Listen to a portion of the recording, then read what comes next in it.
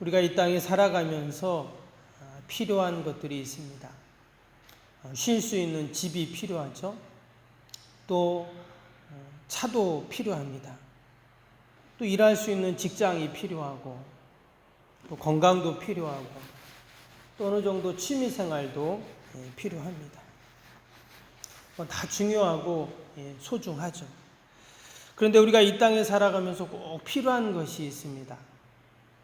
말씀드렸던 이전의 것들은 조금 부족하거나 없을 수도 있지만 우리가 살아가면서 꼭 필요한 것이 있는데 그것이 뭘까요? 바로 지혜입니다. 사람은 그냥 사는 것 같지만 사실 우리는 다 지혜로 살아갑니다. 인간이 어떻게 만물을 다스리는 만물의 영장이 될 수 있었는가? 여러분, 사람은 힘으로 살아가는 존재가 아니죠. 힘으로 치면 우리는 사자나 코끼리에 비해서 너무나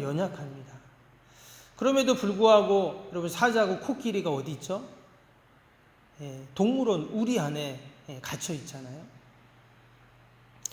사람이 주는 먹이를 먹고 그렇게 살아갑니다. 여러분, 사람은 물고기처럼 물속에 들어가도 오래 있지 못합니다. 우리 해녀들은 조금 오래 있지만 그래도 여러분, 물고기처럼 물속에 그렇게 있을 수는 없죠. 사람은 뜨거운 사막에 오래 있을 수 없습니다. 추운 북극이나 남극, 거기도 마찬가지죠. 그런데도 여러분, 인간이 안 가는 곳이 없고 못 사는 곳이 없잖아요. 그 이유가 무엇인가? 그것은 바로 동물에게는 없는 지혜가 인간에게만 있기 때문입니다. 하나님께서 하나님의 형상대로 지음받은 인간에게 동물에게는 안 준 것이 있는데 바로 지혜를 인간에게 주셨기 때문입니다. 이 잠언의 말씀은 과연 인간에게 지혜를 주신 분이 누구신가? 그분이 어떤 분이신가를 말씀하고 있는 그런 책입니다. 그래서 잠언이 몇 장까지 있죠? 31장까지 있거든요. 매일같이 한 장씩 읽으면 한 달에 한 번씩 잠언을 읽을 수 있어요. 그래서 하루에 아침에 시작하시면서 이 잠언을 꼭 하루에 한 장 읽고 그렇게 시작하면 1년에 12번 우리가 잠언을 읽을 수 있거든요. 그래서 오늘도 우리가 한번 읽었지만 또 집에 가셔서 또 일터에서 우리가 이 말씀을 다시 한번 또 읽어보고 하루를 시작하면 여러분, 하나님이 주시는 그 지혜로 우리가 오늘 하루도 살아가게 되는 줄로 믿습니다. 오늘 2장에서는 누가 우리에게 지혜를 주시는지, 또한 내가 또 그 지혜를 어떻게 받을 수 있는지, 그리고 마지막 부분에는 지혜가 우리에게 주는 유익에 대해서 그렇게 우리에게 말씀을 하고 있습니다. 먼저 우리에게 지혜를 주시는 분이 누구인지 6절에 보니까 이렇게 말씀합니다. 대저 여호와는 지혜를 주시며 지식과 명철을 그 입에서 내심이며 했습니다. 사람들은 지혜를 자신들이 찾으려고 합니다. 아니면 오랜 시간이 지나면 지혜가 생긴다, 이렇게도 이야기를 합니다. 그래서 우리가 그런 말도 하죠. 삶에 지혜가 있다. 또 연세 드신 어르신들 오랜 경험을 통해서 그런 지혜를 얻었다, 이런 말도 합니다. 그것도 일리가 있고 맞는 말입니다. 그런데 이 잠언에서 말하는 지혜와 그냥 우리가 일반적인 지혜는 조금 다릅니다. 우리가 이제 이 잠언 말씀들을 계속 읽으면서 이제 그것들을 이해할 수가 있는데요. 여기서 말하는 지혜는 하나님이 주시는 지혜를 말을 합니다. 내가 경험을 통해 그냥 시간이 지나서 얻는 삶의 기술이나 그런 습득이 아니라 하나님이 주시는 지혜. 그래서 오늘 6절에 뭐라고 했어요?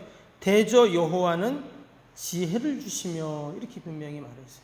여러분, 내가 그냥 경험으로 얻은 또 생겨난 지혜와 하늘로부터 내려주시는 지혜는 당연히 다르죠. 그래서 우리가 얻어야 할, 또 우리가 가져야 할 지혜는 어떤 지혜인가? 여러분, 하늘의 지혜인 줄로 믿습니다. 땅의 지혜로는 한계가 있잖아요. 땅의 지혜는 나도 얻지만 저 사람도 얻고 다른 사람도 다 갖는. 근데 하늘의 지혜는 어때요? 하나님 주셔야만 생기는 지혜잖아요. 그래서 그 하늘의 지혜를 갖고 있을 때 우리가 이 땅에서 어떻게 살아가는가 하는 것을 오늘 이 말씀이 잠언에서 오늘 말씀을 하고 있습니다.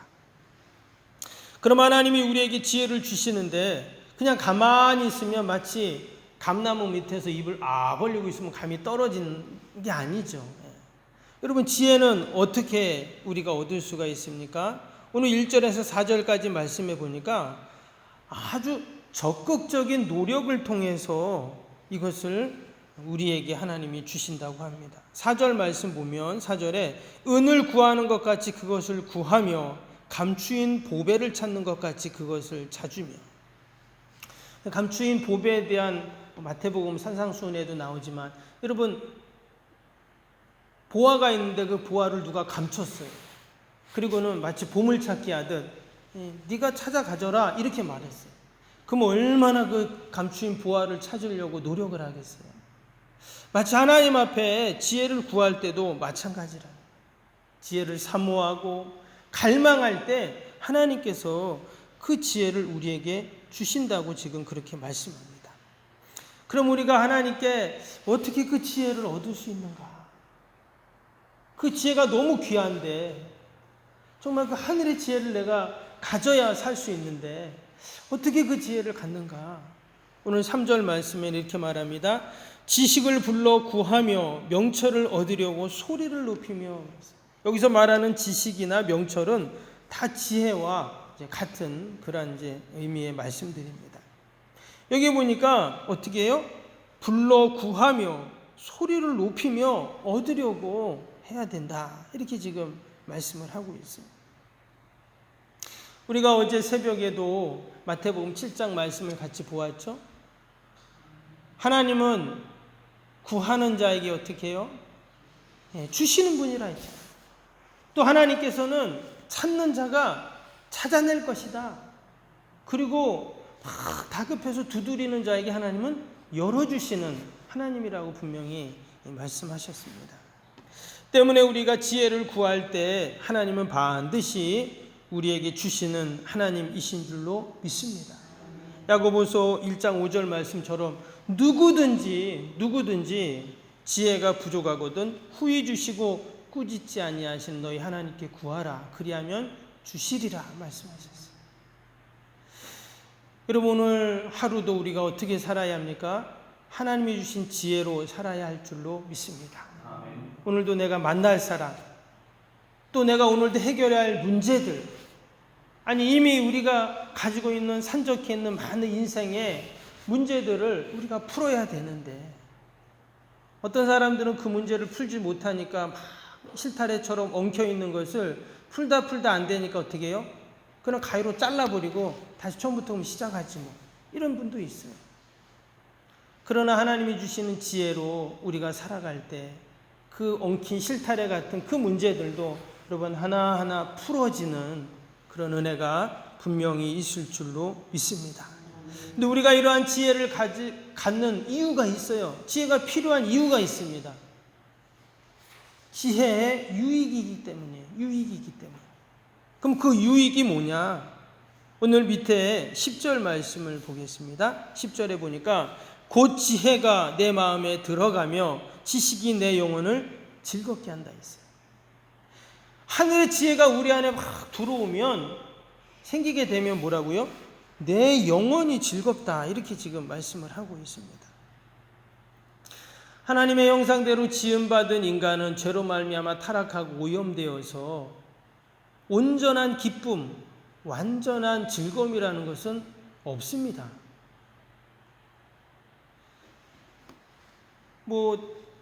TV에서 예를 들어서 무슨 그런 개그 콘서트 같은 거 보면 얼마나 웃겨요. 개그맨들 나와서 막 웃기고 막 그런 얘기하고 행동하는 거 보면 참 재밌잖아요. 근데 여러분, 그 끝나면 어때요? 그 프로가 끝나면 그 웃음과 즐거움은 그냥 거기서 끝나는 거죠. 우리 안에 늘 기쁘고 늘 그 즐거움이 늘 유지되는 것은 세상에는 없는 것입니다. 내가 좋은 집에 이사를 갔어요. 얼마나 좋아요. 새 집에 가서 너무 좋죠. 근데 아무리 좋아도 어때요?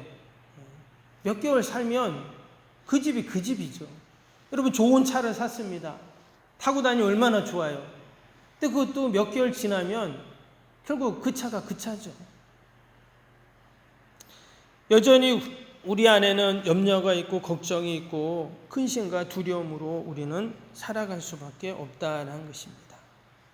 온전한 기쁨, 영원한 기쁨이라는 것은 이 세상에서는 도무지 찾을 수가 없습니다. 그러나 여러분, 지혜이신 예수님이 우리 안에 들어오면 어떻습니까? 우리의 영혼의 기쁨과 즐거움으로 가득하게 됩니다. 기쁨의 근원 되신 그 주님이 우리 안에 들어올 때 여러분, 우리 안에 늘 기쁨이 유지되죠. 그래서 우리가 이제 잠언 말씀을 계속 읽으면서 이제 이렇게 느껴지는 게 뭐냐면, 결국 이 지혜가 무엇인가, 이 지혜는 결국 예수님을 의미합니다. 예수님이 우리 안에 들어올 때, 그 하늘의 지혜인 예수님이 우리와 함께 할 때, 여러분, 우리가 늘 기쁘고 즐겁게 되는 것이죠. 그래서 우리가 이 말씀을 잠언을 읽을 때 여기서 말하는 뭐 지혜, 지식, 명철 뭐 이런 다 같은 그런 표현들인데요. 근데 그 지혜라는 단어에 예수님을 넣어서 우리가 읽으면 됩니다. 예수님이라는 의미를 생각하면서 이 말씀을 쭉 읽으면 돼요. 그러면 여러분 그것이 우리에게 은혜가 되고 더 잘 이해가 될 줄로 믿습니다. 밑에 16절도 한번 보시면 16절에 지혜가 우리 기준의 유익입니다. 지혜가 또 너를 음녀에게서 말로 후리는 이방 계집에게서 구원하리니 그랬어요. 여기서 말하는 음녀, 이방 계집은요, 성경에 보면 종종 이런 단어가 나오잖아요. 음녀, 이방 계집. 죄를 상징하는 이제 그러한 단어인데요. 당시에 그 이방 그 신들이 있죠. 우상을 섬기는 그 이방의 제사장들을 음녀다 뭐 이렇게 표현을 했는데, 뭐 성적으로 도덕적으로 문란한 뭐 그런 여인이기도 하겠죠. 그런데 여기서 말하는 이 음녀와 이방 계집이라는 것은 말 그대로 진리를 떠나게 하는 그러한 어둠의 영들을 그렇게 이제 이야기를 합니다. 그런데 그 지혜가 뭐라고 했어요? 그 지혜가 나를 그 음녀로부터 이방 계집으로부터 지켜준다는 거예요. 그래서 우리가 지혜로 충만할 때, 하나님의 말씀으로 충만할 때, 예수님으로 충만할 때 어때요? 그 지혜가 세상의 유혹으로부터, 우상의 유혹으로부터, 거짓의 영으로부터 우리를 바른 길로 가게 해준다는 것이죠. 그리고 결국은 뭐라고 합니까? 20절 보니까 지혜가 너를 선한 자의 길로 행하게 하며 또 의인의 길을 지키게 하리니 그랬습니다. 여기서 선한 길이라는 것은 말 그대로 도덕적 윤리적인 그런 선한 길이기도 하지만, 지혜로 이제 말할 때는 우리를 거룩한 길, 성결의 길로 우리를 가게 한다. 그래서 의인의 길을 지킨다 이렇게 지금 표현을 하고 있죠. 결국 우리를 성화의 길로, 하나님이 기뻐하시는 예수 그리스도를 닮는 그런 성화의 길로 우리를 가게 한다 이런 말씀입니다. 여러분처럼 지혜가 너무 중요하고 지혜가 우리에게 너무 많은 유익을 주죠. 그래서 우리는 오늘도 하나님께 지혜를 구하고 우리가 그 지혜로 오늘 하루를 살아가야 할 줄로 믿습니다. 그래야 하나님이 기뻐하시는 우리가 선한 자의 길로 행할 수 있고 의인의 길로 우리가 갈 수가 있죠. 내 힘으로 오늘도 내가 그렇게 살아야지가 아니라 하나님이 주시는 지혜로 내가 살아야지 하는 마음으로 오늘도 우리가 이 잠언의 말씀을 묵상하고 이 말씀들을 기억하면서 하루를 살아 승리하는 저와 여러분이 되시기를 주님의 이름으로 축복합니다. 기도하겠습니다.